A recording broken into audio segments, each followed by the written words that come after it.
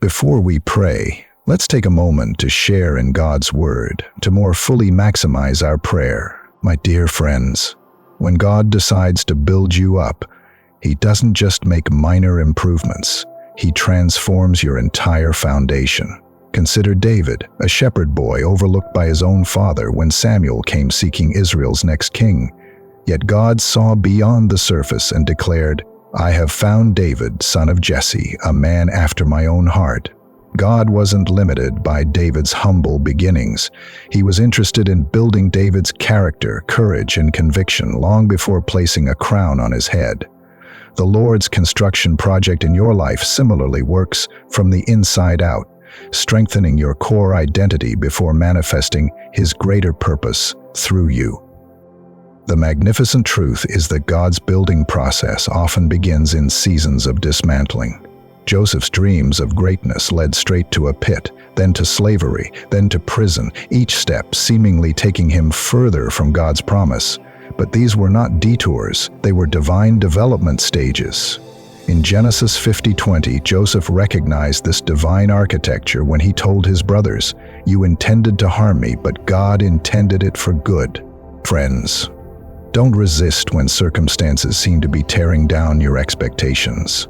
The master builder sometimes clears the site before laying a stronger foundation. Your current challenges are not evidence of abandonment, but of active divine construction. God's building program follows His perfect blueprint, not your hastily sketched plans. When Nehemiah rebuilt Jerusalem's walls, he faced mockery, threats, and sabotage. Yet, Nehemiah 6:3 reveals his focused response, "I am carrying on a great project and cannot go down." The opposition wasn't assigned to abandon the work, but to intensify his commitment to God's design. Similarly, Paul reminds us in Philippians 1:6 that he who began a good work in you will carry it on to completion. God never leaves a project half-finished. Your unfinished areas aren't forgotten by the architect. They're simply awaiting the perfect timing for the next phase of development. Remember, beloved, that you are not a solo construction project, but part of God's grand cathedral. Ephesians 2:22 declares, "We are being built together to become a dwelling in which God lives by His Spirit." This means your growth strengthens others, and their development reinforces you. When God builds you up, He's simultaneously preparing you to uplift someone else, like the early church in Acts 4:32, who were one in heart and mind.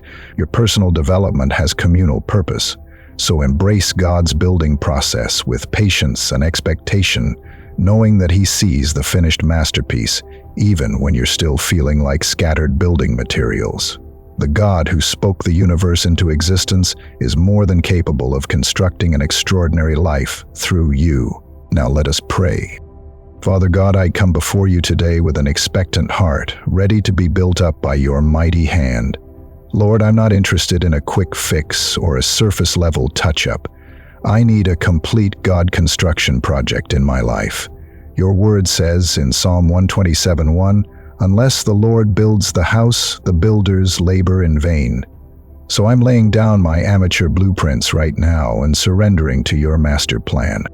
God, you see the cracks in my foundation that I've tried to cover up with a fresh coat of self-reliance. You know the weak spots in my character that buckle under pressure. Today, I give you permission to dig deep and repair what's broken.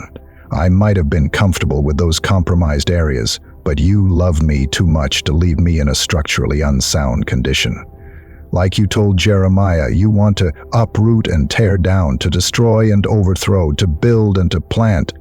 So do your necessary demolition work in me, Lord. Break up that hardened soil of bitterness I've been walking on. Tear down those walls of pride I've constructed for protection.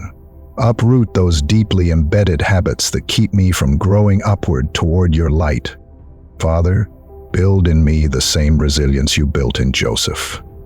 That man spent 13 years between the pit and the palace, but he never lost faith in your construction timeline. Develop in me the courage you built in Esther, who approached the king's throne unsummoned because she understood her purpose was bigger than her fear. Construct in me the persistence you built in Paul, who declared in 2 Corinthians 4:8-9, We are hard-pressed on every side but not crushed. Perplexed but not in despair. Persecuted but not abandoned. Struck down but not destroyed. I want that kind of spiritual infrastructure, Lord, not one that collapses under the first strong wind of adversity. God, I recognize that your building process isn't always comfortable. Those growing pains are real. When you're stretching my capacity, it feels like my spiritual muscles are burning. When you're expanding my territory, I feel the anxiety of unfamiliar ground beneath my feet. When you're increasing my authority, I feel the weight of greater responsibility. But I thank you for not leaving me as I was. I praise you that you loved me enough to see my potential beyond my present condition. Like David, who wrote in Psalm 42, he lifted me out of the slimy pit, out of the mud and mire. He set my feet on a rock and gave me a firm place to stand. I trust your process of elevation and stabilization. Holy Spirit, be the interior designer of my heart. Redecorate those rooms cluttered with worry. Throw out that outdated furniture of past regrets. Install new fixtures of joy that won't burn out when circumstances dim. And please, tear down that wall between the living room where I welcome people and the private rooms where I hide my true self. I want authentic wholeness, not compartmentalized faithfulness. Your word promises in Ezekiel 36:26 that you'll remove from me my heart of stone and give me a heart of flesh. I'm ready for that transplant surgery, Lord. Make me spiritually alive and responsive to your touch in every area. Father, build me up intellectually.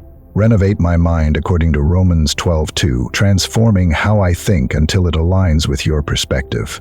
I'm tired of the limited views from the small windows of my human understanding.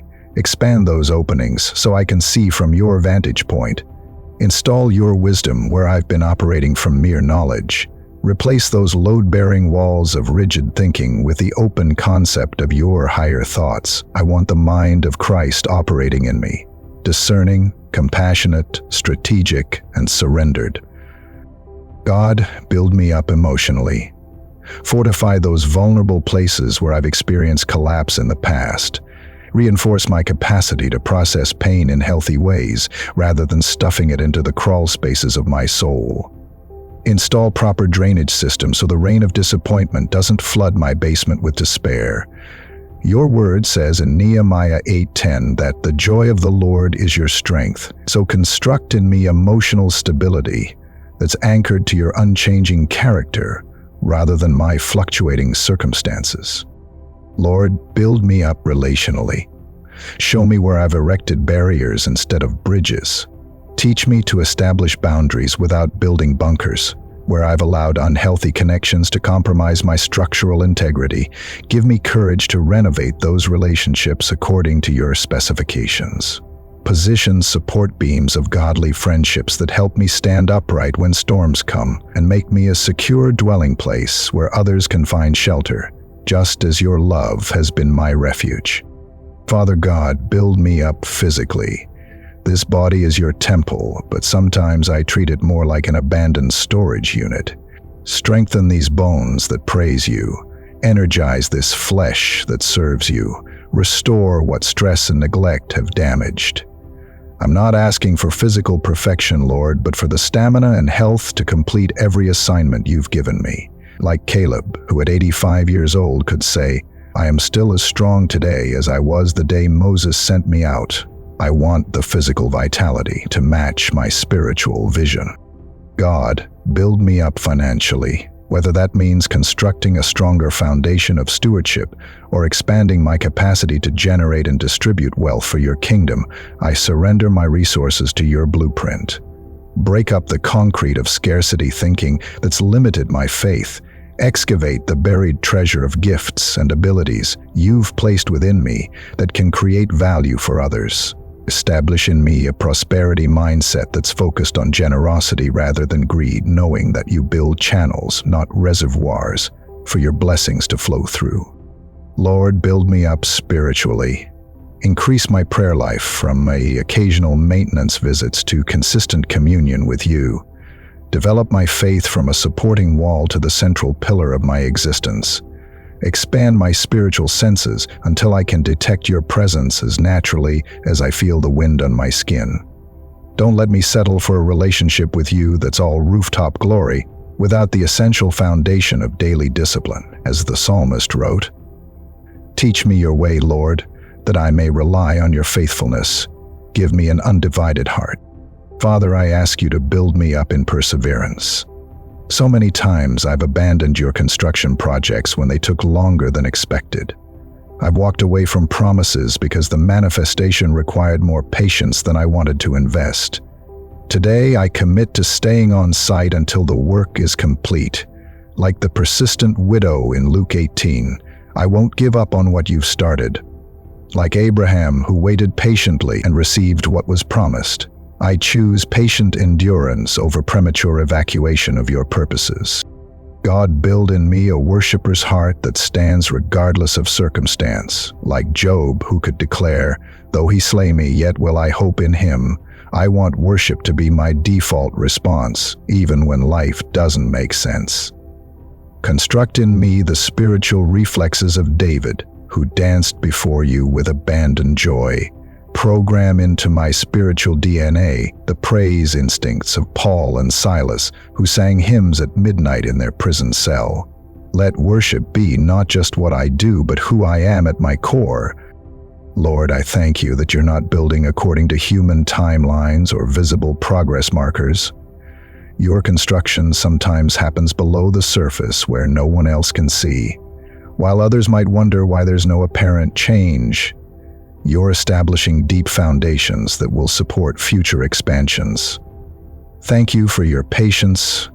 With my impatience, thank you for not rushing quality for the sake of speed. As Isaiah 28:16 reminds us, you are laying a tested stone, a precious cornerstone for a sure foundation. The one who relies on it will never be stricken with panic. Father God, I declare today that I am available for your complete building program. I'm not just offering you one room of my life while keeping others locked away. Have full access to redesign, reconstruct, and redeem every square inch of who I am. Where sin has caused structural damage, apply the restoring power of Christ's blood. Where potential lies dormant, activate it by your Spirit's power. I stand in agreement with Paul's powerful prayer in Ephesians 3:16-19, that I would be strengthened with power through his Spirit in my inner being, so that Christ may dwell in my heart through faith. And I pray that I, being rooted and established in love, may have power, together with all the Lord's holy people, to grasp how wide and long and high and deep is the love of Christ, and to know this love that surpasses knowledge, that I may be filled to the measure of all the fullness of God. I thank you, Master Builder, that you see the finished product, even when I can only see the present process. I praise you that the construction dust of my current challenges will give way to the unveiled beauty of your completed work. I celebrate in advance the revelation of what you're making me into, not by my power or plans, but by your grace and for your glory. I pray all these things in the mighty and precious name of Jesus Christ. Amen. If this message resonated with you today, please take a moment to like the video and comment Amen in the comments section. Also, be sure to subscribe to our channel and click the notification bell for more great videos. May God's grace and guidance be with you always.